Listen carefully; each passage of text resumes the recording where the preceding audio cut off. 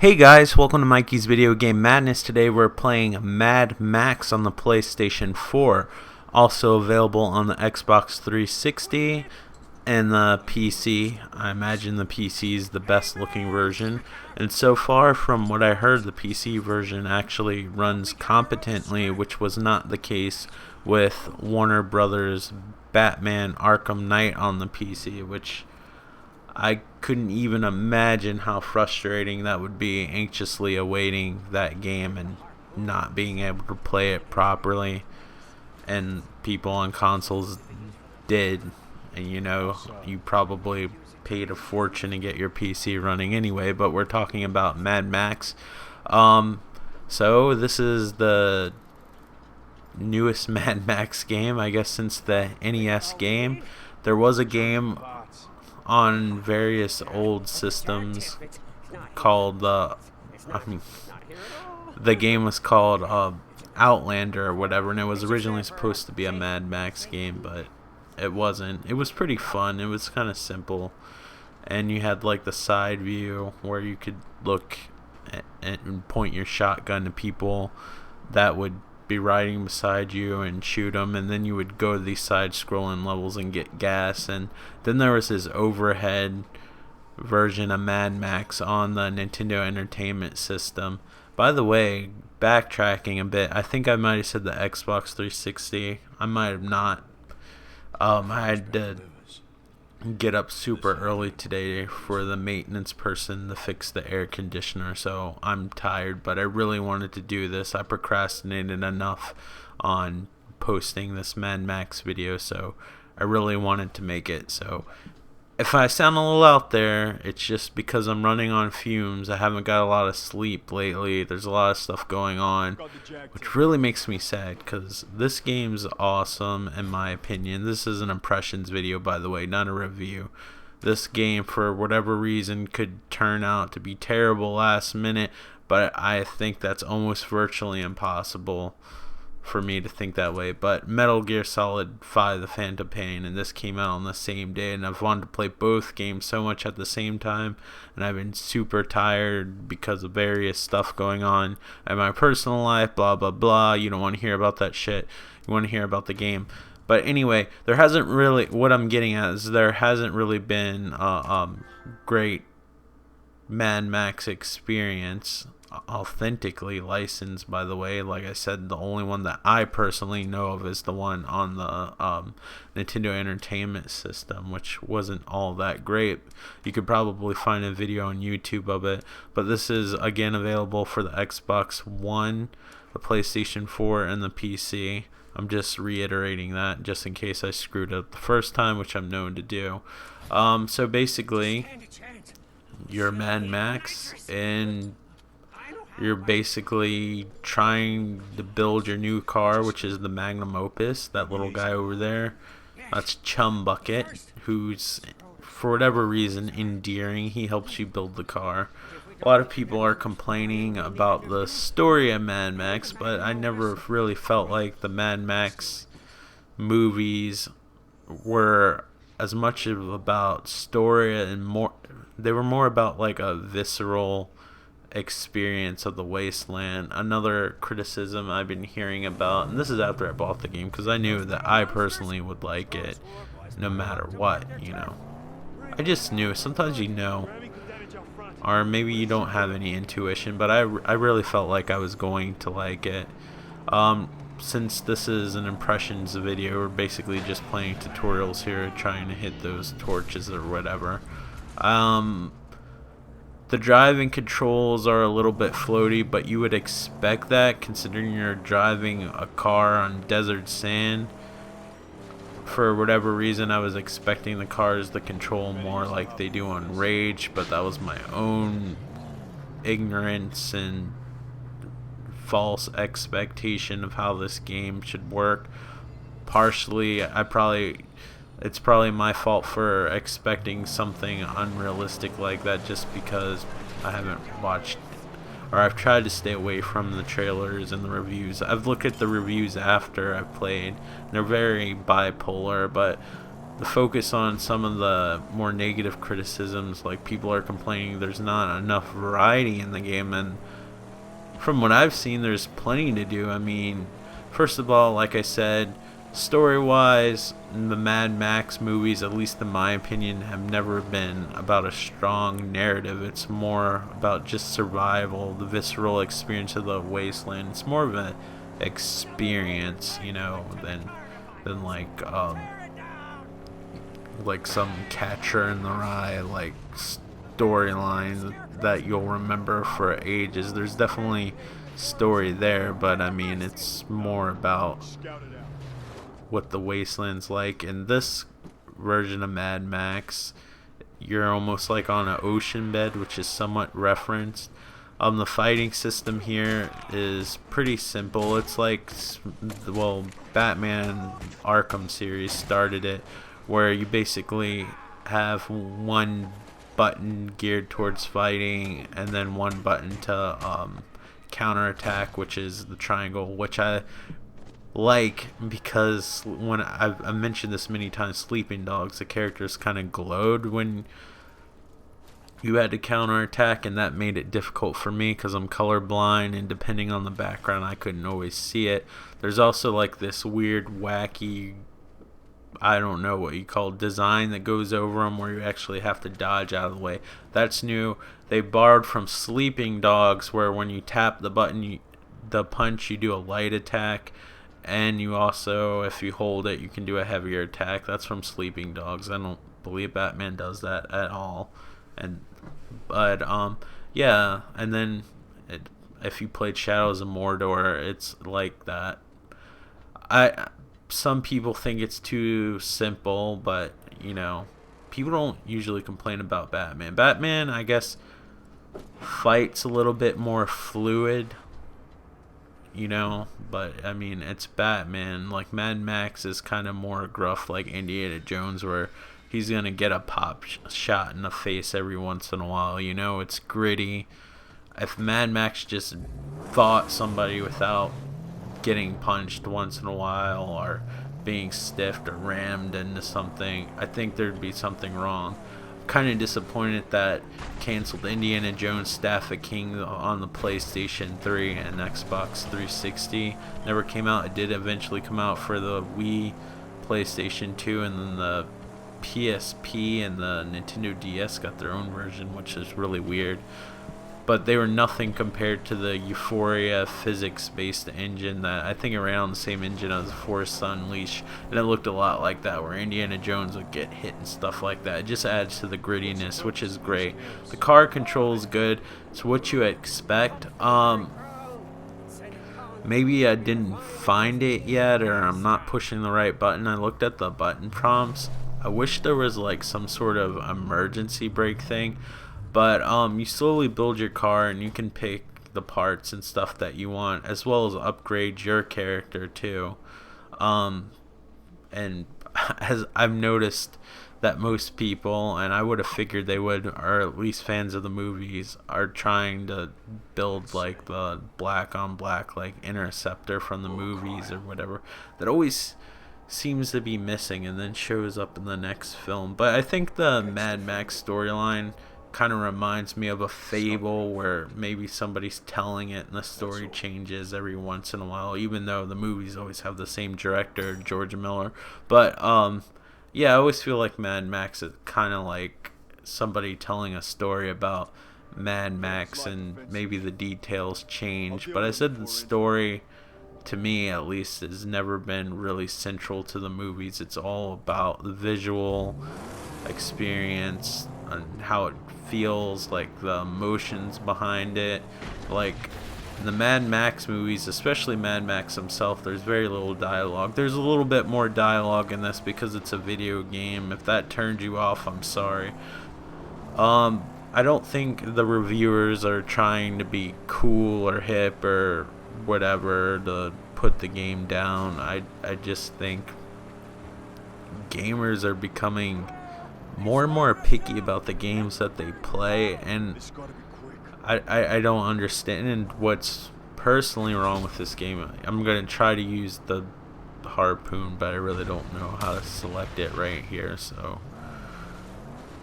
yeah, it's not ending well for me. They have like the little flamethrower protection security measure that they had in Road Warrior, which is always fun.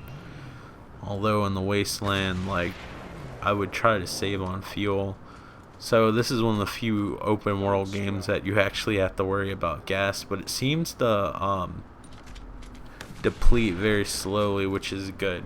Because one of my main concerns before playing this game was whether or not, like, you were gonna ever be stranded or whatever, but you seem to get supplies right when you need them. In order to restore your health, you gotta find like food and stuff like that. If you die, your health gets restored, but I wouldn't recommend that's the way you want to restore your health. And there's little trinkets and stuff you can collect.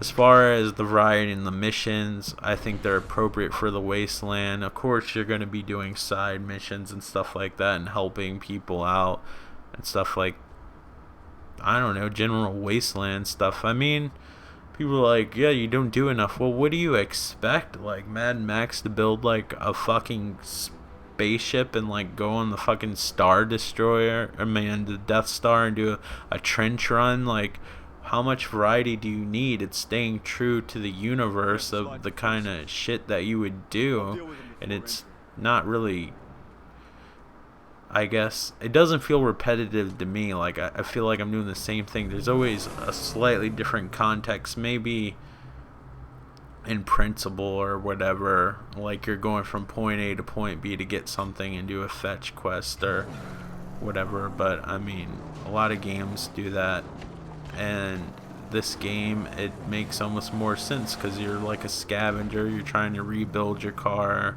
find fuel, yada yada yada. That's part of the Mad Max experience, and it makes it more authentic.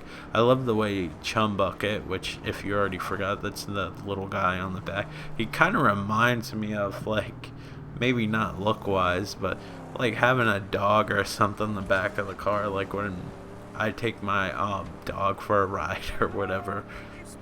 Like, that's the kind of feeling I get. I like the little detail. Now I have the grappling hook. I wasn't sure if this was gonna work, but it did, and it's cool. And I like how Chum Bucket adds little trinkets to your car, and I like how he looks after your car like it's like the most valuable thing on planet Earth. And if you get out of the car, like if your health on your car is low or whatever, he'll actually start repairing it. You can donate some of your scraps and he'll fix it faster. But I mean, if you stay out of the way, like, he'll basically fix it in a pretty short amount of time. I recently got like the little ramming thing, I don't know what the terminology is offhand, but I got like the little ramming bar on the front of my car or whatever, so I could go through the gates. I couldn't really do that before. And there's little cool things like here where you have the enemy type that raises morale and it buffs the enemies. If you're not used to playing RPGs, essentially buff means it makes them like a little bit stronger for attacks. The window isn't as huge as it is in Batman to counterattack, so you have to be pretty quick to counterattack, which is fine. I thought Arkham Knight expected you to like do different things besides just punch people to just kill certain enemies, so I think they made the hand-to-hand combat a little bit easier in that respect. So I think playing a game like this kind of throws you off a little bit because you expect a larger window, but I think that would make the game too easy in my opinion. So I think it's just right. Ammo you have to be pretty careful with. I'm actually being pretty careless with the ammo shooting him because, you know, he wasn't really a threat, or at least as far as I know. Like, I'm still getting used to the ins and outs of this game. But I mean, finding scraps is pretty easy. This is kind of weird, where he finds a random photograph of his family in a random dumpster, but you know, I'll use the suspension of disbelief, you know. Like I said, I always feel like Mad Max, his storyline is like a legend or fable told by someone else, and you know, the story changes each time it's told, so you gotta use a suspension of disbelief. And that's the weird design I said that you have to roll out of the way. Obviously I didn't, because I'm still getting used to the game, so I don't have that reflex nature. I haven't commented on the graphics yet. I think they look really good. I think the character models look slightly more simple than maybe you'd see in some other next gen models, but I think the lighting and the textures and the detail are pretty well, considering this game was supposed to be on the Xbox and the PlayStation 3, and I think that's why the models are slightly more simple, because they originally were planning to put this on last gen console, so I think the game wasn't really developed ground up in the beginning, and towards the end of the game's development cycle they changed their mind. We have a sandstorm here. I don't know whether this is always supposed to happen during this part of the game or it happens randomly. If you guys play this game, let me know, because I'm kind of curious whether maybe like when you got to this part whether you had a sandstorm. I just wonder if it's like a random event that happens. Ironically, playing Metal Gear Solid 5, before I started this video, there was a sandstorm, so it's kind of funny to play like two games that have some of the same kind of things going on in it. But yeah, it's fun to explore, and the scrap is pretty easy to find. There's usually something hovering over it. You can't really explore every nook and cranny, but the levels are well designed. The lighting is really good, beyond what I think the Xbox 360 and the PlayStation 3 can handle, and the particles and stuff like that. I think that's where they really push the current gen consoles. When I say current gen, it's so weird, because before, when I said current gen, when I started my channel, I was always talking about the PlayStation 3 and Xbox 360. I thought I pushed X there, but obviously I didn't. I'm not going to blame the game for bad collision detection. I'm sure it was my fault or whatever, but you know, I do think it's kind of cheesy to have advertisements on the side like that in this type of game, like getting like a Red Bull like car or whatever. I think that looks kind of ridiculous, but I mean, I'm not gonna fault the game for it. I'm sure that was probably Warner Brothers doing, but it does take you out of the mood a little bit. But I mean, I'd really have to be nitpicky to hold that against the game, but I'm pointing it out because I saw it, you know. I'm gonna point it out if I see it. This time, obviously, I'm way more careful going down the ladders, and it looks like I got down there just fine that time because I was being more careful. But I think when they switched to next gen, I think most of their focus went towards like the lighting and the textures and some of the particles and stuff like that. It has like this bleached out, faded, oversaturated lighting effect, since you're in the desert or wasteland or whatever you would like to call it. I'm still early in the game. I really hope that there's going to be areas with the paved roads where the like in the Road Warrior, where the film was actually sped up and you're like driving at this exaggerated speed. So I'm hoping we get it. I don't have a V8 engine in this video, so I'm sure my car isn't driving as good as it possibly could be. And this game's probably definitely worth replays, not only because it's an open world and you'll have different different things going on each time you play because it's a sandbox game. But since you can modify so many different things in this game, like including your car and Mad Max, like there's like different things you can upgrade and change, and you might have overall different experience.